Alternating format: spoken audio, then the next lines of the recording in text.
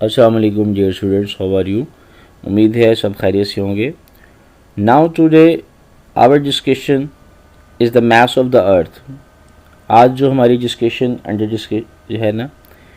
Description है वो है जी मास ऑफ द अर्थ। हमने फार्मूला ड्राइव करना है जिसमें ज़मीन का मास मालूम कर सकें। तो चलते हैं। इसके लिए हमें सबसे पहले क्या करना पड़ेगा।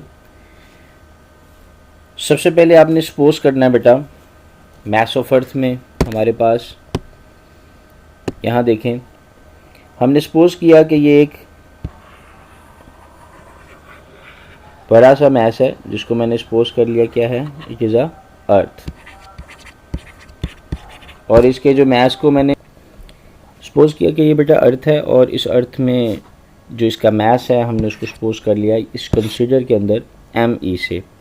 और इस तरह से हमने एक और ऑब्जेक्ट लिया जो कि on the surface of the earth we place on the surface of the earth. एक और ऑब्जेक्ट लिया जिसका मास स्मॉल m है और उसको हमने प्लेस कर दिया on the surface of the earth. Now after that in दोनों के सेंटर्स के दरमियान जो डिस्टेंस था वैसे तो वो बनता है d, लेकिन हमने उसको भी सपोज कर दिया। लेट्स सी, यहाँ देखते हैं जी, हमारे पास बात हो रही है किसकी, मास ऑफ अर्थ की। मास ऑफ अर्थ में हमने जो सपोजिशन की वो क्या थी। सपोज मेरे पास ये अर्थ है और इसके ऊपर एक और ऑब्जेक्ट मैंने रख दिया हुआ है, और ये ऑब्जेक्ट इतना छोटा, इतना स्मॉलेस्ट है कि आप कह सकते हैं कि इसके सेंटर, इस बॉडी के छोटे मास के सेंटर और ज़मीन के सेंटर के जो दरमियान जो डिस्टेंस है वो ऑलमोस्ट आप कह लें कि equal to the radius of, ये यहाँ से यहाँ तक फासला है जिसे हम d से ज़ाहिर करते हैं, हमने सपोज कर लिया कि वो ऑलमोस्ट इक्वल टू किसके है, रेडियस ऑफ द अर्थ। किसके इक्वल है बेटा, रेडियस ऑफ द अर्थ। वैसे हमने जो फार्मूला पढ़ा था according to the formula of law of gravitation, according to the, हमारे पास जो फार्मूला था वो क्या था,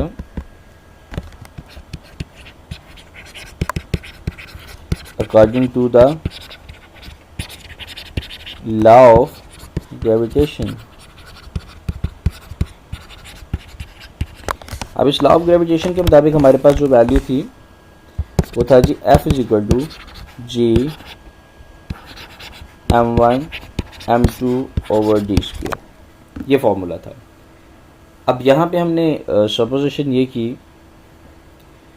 कि जो हमारे पास वैल्यू थी स्मॉल m1 एंड m2, एक को हमने कैपिटल ME कह दिया मास ऑफ द अर्थ, दूसरे को हमने स्मॉल ME रहने दिया। सेम लाइक दैट, इसी तरह से जो d की वैल्यू थी उसको मैंने सपोज कर लिया कि it is approximate equal to the radius of the अर्थ।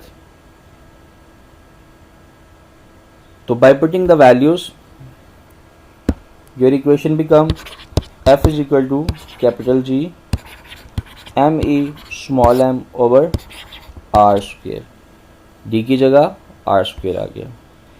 अब एक बात तो अंडरस्टूड है कि ये जो बॉडी है जो इस अर्थ के ऊपर फोर्स लगा रहा है वो फोर्स कितनी है, क्या इसके ऊपर हम कोई बाय हैंड फोर्स अप्लाई कर रहे हैं, बिल्कुल ऐसे नहीं है।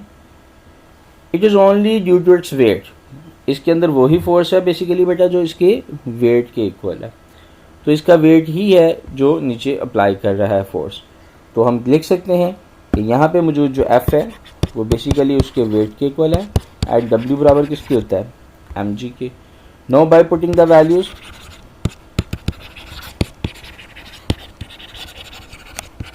पुटिंग द वैल्यूज, क्या वैल्यू बनेगी g, mg is equal to capital G ME small m over r square बेटा। नाउ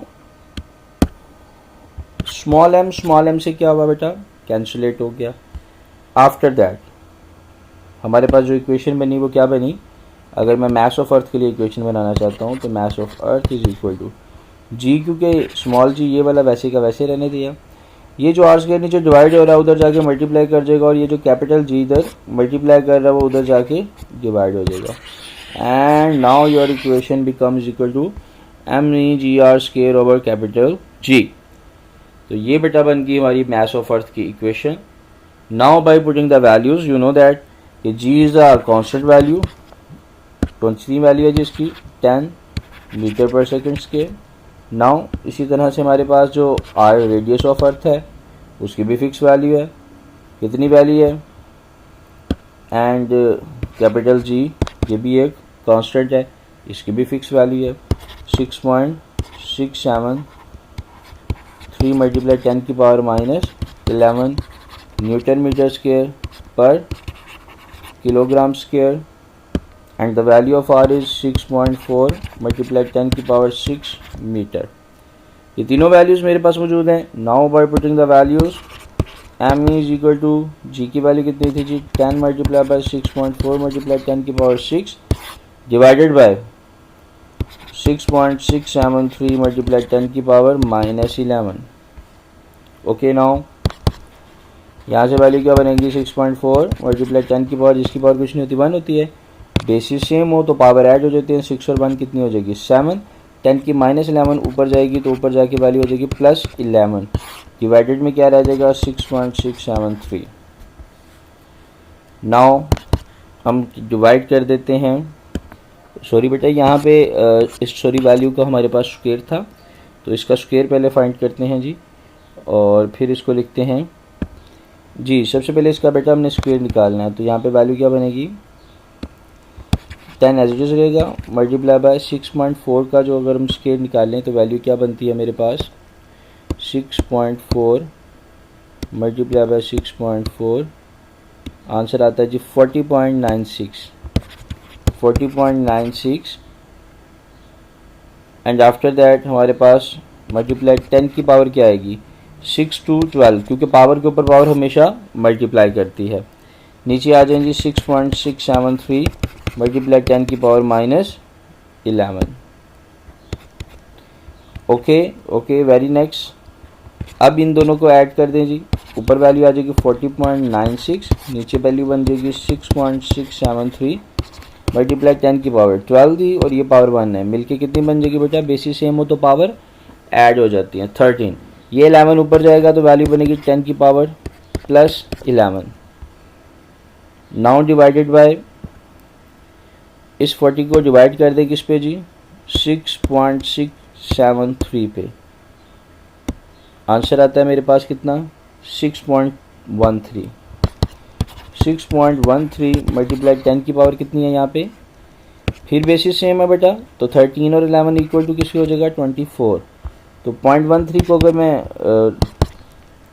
राउंड ऑफ करूँ तो आंसर क्या आएगा 6 मल्टीप्लाई 10 की पावर 24 किलोग्राम। ये मैंने बेटा निकाल लिया मास ऑफ अर्थ। ओके जी नेक्स्ट चलते हैं जी यहाँ पे हमारे टॉपिक की तरफ। तो यहाँ देखें आपने सिर्फ इस पैराग्राफ को कंसीडर करना है और पैराग्राफ को यहाँ से यहाँ तक कंसीडर करने के बाद लिखने के बाद यहाँ पे एंड कर देना, इसको आपने यहाँ से स्टार्ट करना। उसके बाद आपने टोटली जो मैथमेटिकल पोर्शन है यहाँ पे जो मैंने आपको करवा दिया हुआ है बेटा, इस मैथमेटिकल पोर्शन को आपने अंडर डिस्कशन ले आना, ठीक है। यहाँ से ये मैथमेटिकल पोर्शन स्टार्ट होगा और यहाँ से आपने इसको continuously at the end of the portion यहाँ तक लिख देना है और ये आपका टॉपिक कंप्लीट हो जाएगा। उम्मीद है सबको अच्छे से समझ आ गई होगी। अगर आप मेरी वीडियोस देखना चाहते हैं तो चैनल को सब्सक्राइब करें, लाइक करें और कोशिश करें आगे भी लोगों को शेयर करें ताकि दूसरे भी लोग इससे फ़ायदा उठा सकें। कल तक के लिए अल्लाह हाफिज़।